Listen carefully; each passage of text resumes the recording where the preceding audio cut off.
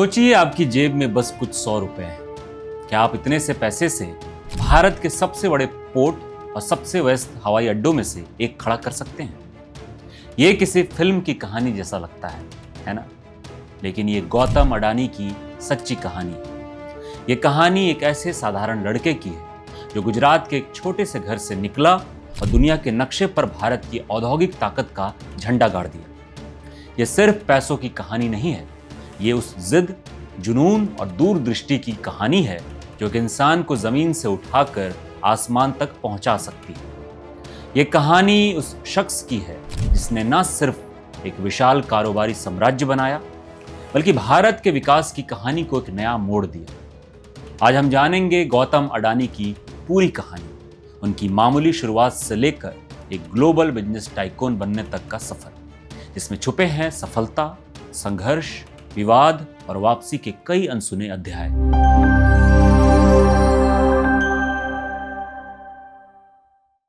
साल था 1978 का। अहमदाबाद की तंग गलियों में पले बढ़े एक 18 साल के लड़के ने एक ऐसा फैसला लिया जिसने उसकी तकदीर हमेशा के लिए बदल दी। उसने कॉलेज की पढ़ाई बीच में ही छोड़ दी। उसके पिता, जो एक छोटे कपड़ा व्यापारी थे, चाहते थे कि वो परिवार के कारोबार में हाथ बटाए, लेकिन इस लड़के की आंखों में कुछ और ही सपने पल रहे थे। जेब में बमुश्किल कुछ 100 रुपए लेकर बिना किसी जान पहचान के वो मुंबई की ट्रेन में बैठ गया। सपनों के इस शहर में उसे नहीं पता था कि वो क्या करेगा, कहाँ रहेगा, लेकिन उसे एक बात पता थी, उसे कुछ बड़ा करना है। उस लड़के का नाम था गौतम शांतिलाल अडानी।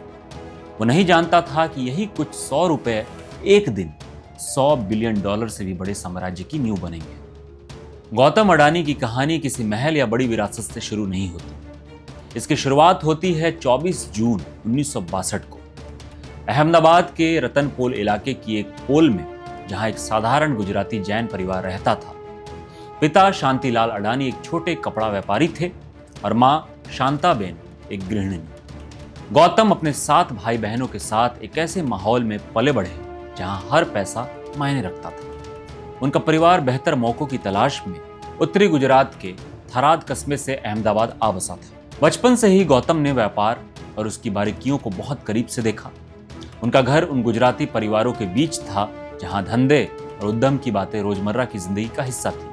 उन्होंने अपनी स्कूली शिक्षा अहमदाबाद के शेठ चिमनलाल नागीदास विद्यालय में पूरी की। वो पढ़ाई में औसत थे, लेकिन उनकी दिलचस्पी किताबों से ज्यादा बाजार के उतार चढ़ाव और व्यापार की दुनिया में थी। वो अक्सर अपने पिता की दुकान पर बैठते और ग्राहकों को संभालते, जहां उन्होंने मोल भाव और व्यापार के पहले सबक सीखे। उनके साथी उन्हें एक शर्मीले और शांत स्वभाव के लड़के के रूप में याद करते हैं, जो बोलता कम था, लेकिन इसकी आंखों में एक अलग ही चमक थी। वो बड़े सपने देखते थे और शायद ही किसी ने सोचा होगा कि ये शांत लड़का एक दिन भारत के कॉरपोरेट जगत में तूफान ला देगा। स्कूल के बाद उन्होंने गुजरात यूनिवर्सिटी में कॉमर्स में दाखिला लिया, लेकिन उनका मन आंकड़ों और सिद्धांतों में नहीं रमा। उन्हें महसूस हो रहा था कि असली दुनिया की यूनिवर्सिटी यानी कारोबार का मैदान उनका इंतजार कर रहा है। उनकी सोच थी कि उनके पास खोने के लिए कुछ है ही नहीं, और यही सोच उनके सबसे बड़ी ताकत बनी। दूसरे साल में जब वो करीब 18 साल के थे, उन्होंने अपने दिल की सुनी। उन्होंने अपने परिवार को चौंकाते हुए कॉलेज छोड़ने का फैसला किया। वो अपने पिता के छोटे से कपड़े के कारोबार तक बंद कर नहीं रहना चाहते थे। उन्हें पता था कि अगर अपने सपनों को हकीकत में बदलना है तो इस सुरक्षित दुनिया से बाहर निकलना ही होगा। उन्हें एक ऐसे समंदर में कूदना था जहां लहरें भी उनकी हो और तूफान भी उनके। और इस यात्रा के लिए उन्होंने चुना भारत की आर्थिक राजधानी मुंबई। जेब में मात्र कुछ 100 रुपए और आंखों में असीम सपनों के साथ गौतम अडानी अपनी साधारण दुनिया को पीछे छोड़कर एक असाधारण सफर पर निकल पड़े। 1978 का मुंबई आज जैसा नहीं था। यह अवसरों का शहर था, लेकिन उतना ही निर्दयी भी। हर रोज हजारों लोग अपनी किस्मत आजमाने आते थे, और उन्हीं में से एक थे किशोर गौतम अडानी। बिना किसी सहारे के वो इस विशाल शहर में अपनी जगह बनाने के लिए जूझने लगे। उनका पहला ठिकाना बना मुंबई का सबसे व्यस्त व्यापारिक केंद्र झावेरी बाजार। यहाँ उन्होंने महेंद्र ब्रदर्स नाम की एक कंपनी में डायमंड सॉर्टर के तौर पर काम शुरू किया। उनका काम था हीरो की शुद्धता और गुणवत्ता को परखना। ये काम धैर्य और पैनी नजर की मांग करता था। यहीं पर गौतम अडानी ने कारोबार का सबसे अहम सबक सीखा, असली वैल्यू को पहचानना। उन्होंने सीखा कि कैसे एक खुरदुरे पत्थर के अंदर एक बेशकीमती हीरा छिपा होता है और उसे पहचानने के लिए हुनर और तजुर्बे की जरूरत होती है। उन्होंने दिन रात मेहनत की, सिर्फ हीरो की नहीं बल्कि व्यापार की बारीकियों, ग्राहकों की सोच और बाजार की नब्ज को भी समझा। लगभग 2 से 3 साल तक हीरो को परखने के बाद अडानी ने महसूस किया कि वो सिर्फ नौकरी करने के लिए नहीं बने हैं। अब वक्त था अपना खुद का दांव खेलने का। करीब 20 साल की उम्र में उन्होंने अपनी नौकरी छोड़ दी और झावेरी बाजार में ही अपनी खुद की डायमंड ब्रोकरेज फर्म शुरू की। ये एक बहुत बड़ा जोखिम था, लेकिन अडानी जोखिम लेने से कभी नहीं डरे। उनकी पारखी नजर और ईमानदारी ने जल्द ही उन्हें बाजार में एक अच्छी पहचान दिलाई। कुछ ही सालों की मेहनत में वो अपनी पहली बड़ी कमाई कर चुके थे और 20 की उम्र में ही मिलीनियर बन गए थे। ये सिर्फ पैसों की कामयाबी नहीं थी, ये आत्मविश्वास की जीत थी। इसने साबित कर दिया था कि वो सही रास्ते पर है। लेकिन किस्मत उन्हें कहीं और ही ले जाने वाली थी। 1981 में उनके बड़े भाई मनसूख भाई अडानी ने अहमदाबाद में एक प्लास्टिक फैक्ट्री खरीदी थी। उन्हें फैक्ट्री चलाने के लिए एक भरोसेमंद इंसान की जरूरत थी और उनकी नजर अपने छोटे भाई गौतम की कारोबारी समझ पर पड़ी। उन्होंने गौतम को मुंबई छोड़कर अहमदाबाद वापस आने और कारोबार से जुड़ने का न्योता दिया। ये गौतम के जीवन का एक और अहम मोड़ था। एक तरफ मुंबई में उनका जमा जमाया ब्रोकरेज का काम था, तो दूसरी तरफ परिवार के साथ एक बिल्कुल नए मैदान में उतरने का मौका। गौतम ने इस मौके को पहचाना।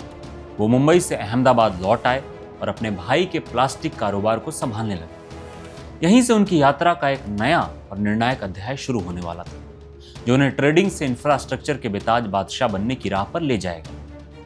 मुंबई ने उन्हें आत्मनिर्भर बनाया, तो अहमदाबाद ने उन्हें अपने साम्राज्य की नींव रखने का मौका दिया। अहमदाबाद वापस आकर गौतम अडानी ने अपने भाई की प्लास्टिक रैप बनाने वाली फैक्ट्री का काम संभाला, लेकिन उनका दिमाग सिर्फ फैक्ट्री चलाने तक सीमित नहीं था।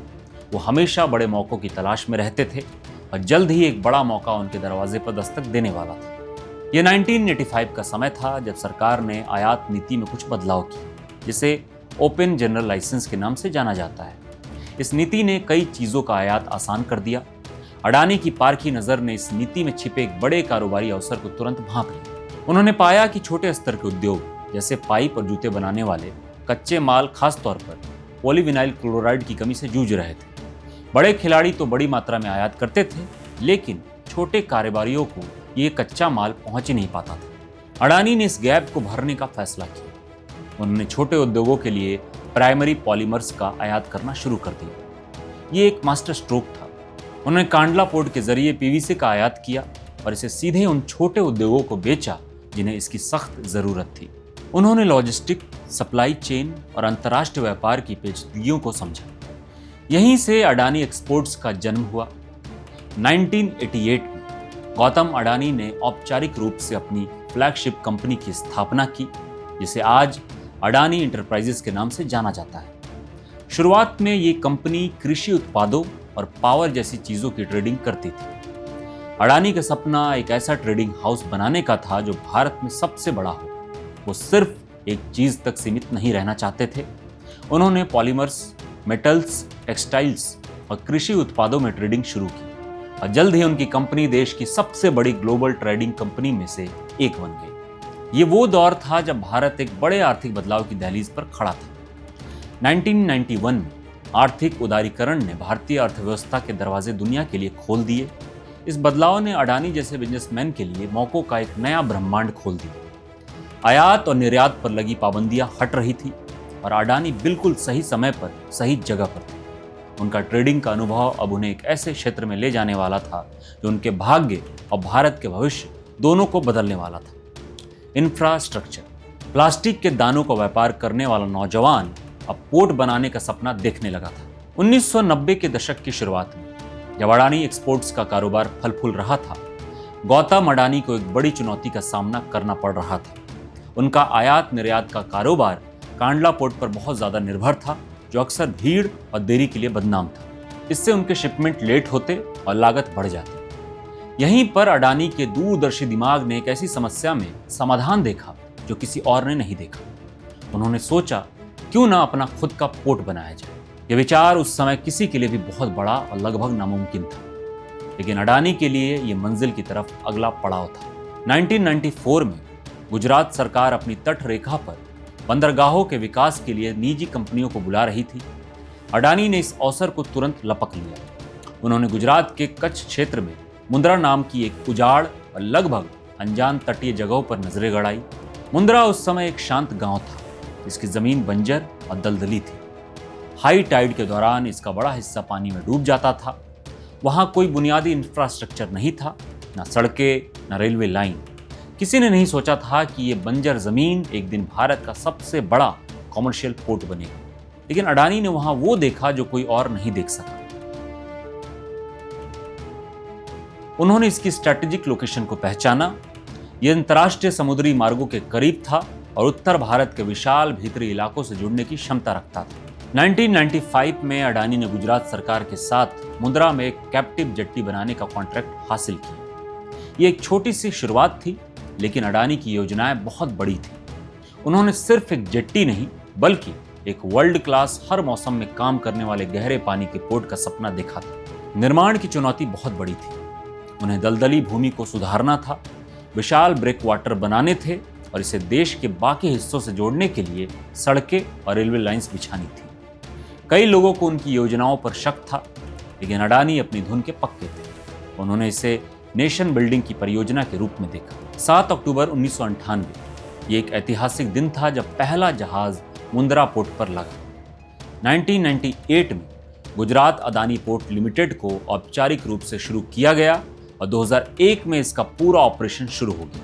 अडानी ने निजी तौर पर मुंद्रा आदिपुर रेलवे लिंक बनाया और 2002 तक इसे इंडियन रेलवेज नेटवर्क से जोड़ दिया। उन्होंने लॉजिस्टिक्स का एक पूरा इकोसिस्टम खड़ा किया।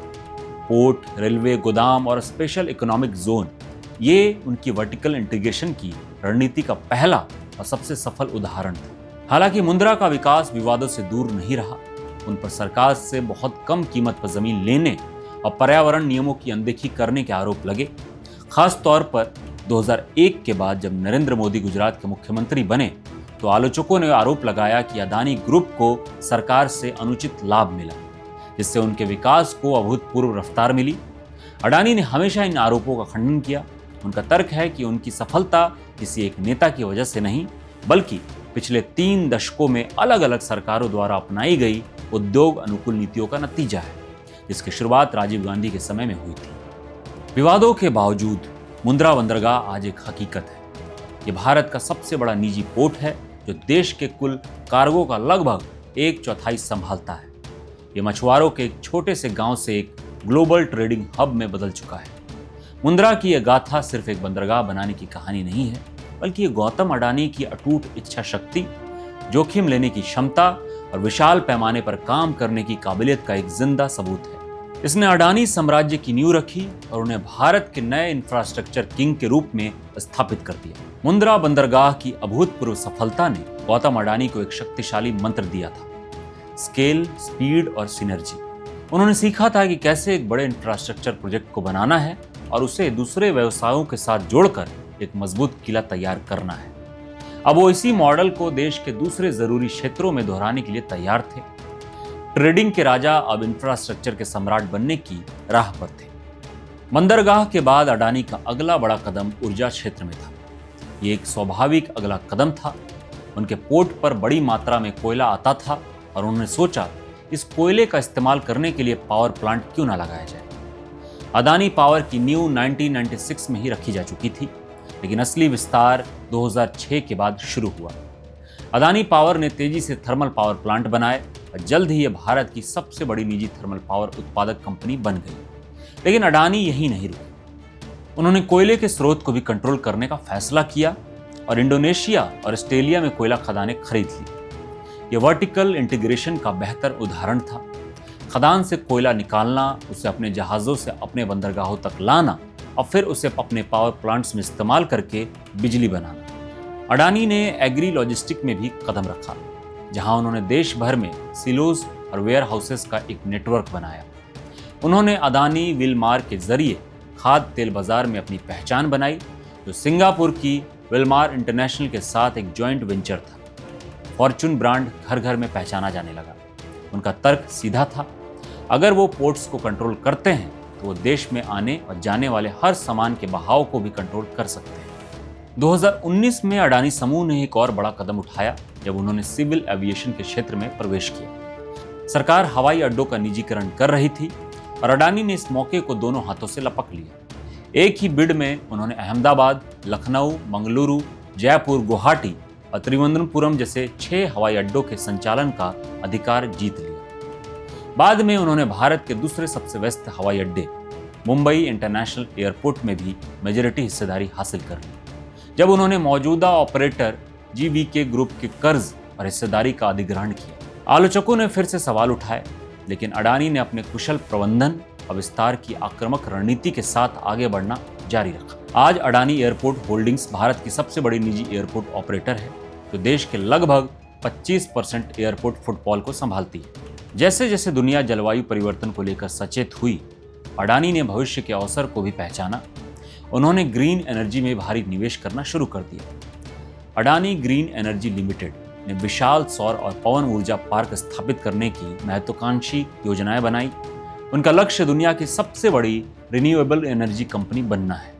2022 तक गौतम अडानी न केवल भारत के बल्कि एशिया के सबसे अमीर व्यक्ति बन गए थे और एक समय के लिए दुनिया के दूसरे सबसे अमीर व्यक्ति भी। उनकी संपत्ति $100 बिलियन के पार पहुंच गई थी। पोर्ट्स, एयरपोर्ट्स, पावर, कोल, गैस, सड़कें, डिफेंस और डाटा सेंटर्स, ऐसा कोई भी इंफ्रास्ट्रक्चर क्षेत्र नहीं था जहां अडानी की मौजूदगी ना हो। कुछ 100 रुपए लेकर मुंबई आया लड़का अब एक विशाल साम्राज्य का मालिक था। ये हीरो का रिवार्ड था, उसकी दशकों की मेहनत, जोखिम और दूरदर्शिता का फल। लेकिन कहानी अभी खत्म नहीं हुई थी। हर नायक की यात्रा में एक अंतिम और सबसे कठिन परीक्षा बाकी होती है। 24 जनवरी 2023 ये तारीख अडानी साम्राज्य के इतिहास में एक काले दिन के रूप में दर्ज हो गई। जब गौतम अडानी अपने करियर के शिखर पर थे, अमेरिका की एक short selling firm Hindenburg research ने एक रिपोर्ट जारी की जिसने भारतीय कॉरपोरेट जगत में भूचाल ला दी। रिपोर्ट में अडानी समूह पर स्टॉक की कीमतों में हेरफेर करने, अकाउंटिंग में धोखाधड़ी करने और अपनी कंपनियों के मूल्यांकन को गलत तरीके से बढ़ाने के लिए विदेशी शेल कंपनियों का इस्तेमाल करने जैसे गंभीर आरोप लगाए गए थे। रिपोर्ट में ग्रुप पर भारी कर्ज को लेकर भी चिंता जताई गई थी। हिंडनबर्ग ने दावा किया कि अडानी समूह की लिस्टेड कंपनियों के शेयर्स अपनी असली कीमत से 85% ज्यादा पर ट्रेड कर रहे थे। इन आरोपों का असर विनाशकारी था। शेयर बाजार में सुनामी आ गई। अडानी ग्रुप की कंपनियों के शेयर ताश के पत्तों की तरह ढह गए। कुछ ही हफ्तों में ग्रुप के बाजार मूल्य में $100 बिलियन से भी ज्यादा की गिरावट आई। गौतम अडानी, जो दुनिया के सबसे अमीर व्यक्तियों में से एक थे, टॉप 20 की सूची से भी बाहर हो गए। यह सिर्फ एक वित्तीय संकट नहीं था, यह अडानी की प्रतिष्ठा पर सीधा हमला था। विपक्ष ने इस मुद्दे को संसद में उठाया और सरकार के साथ अडानी के संबंधों पर सवाल खड़े किए। अडानी समूह ने निवेशकों के हितों की रक्षा के लिए अपने 20,000 करोड़ रुपए के फॉलो ऑन पब्लिक ऑफर को पूरी तरह सब्सक्राइब होने के बावजूद वापस ले लिया। यह अडानी के जीवन की सबसे बड़ी टेस्ट थी। चारों तरफ से उन पर हमले हो रहे थे।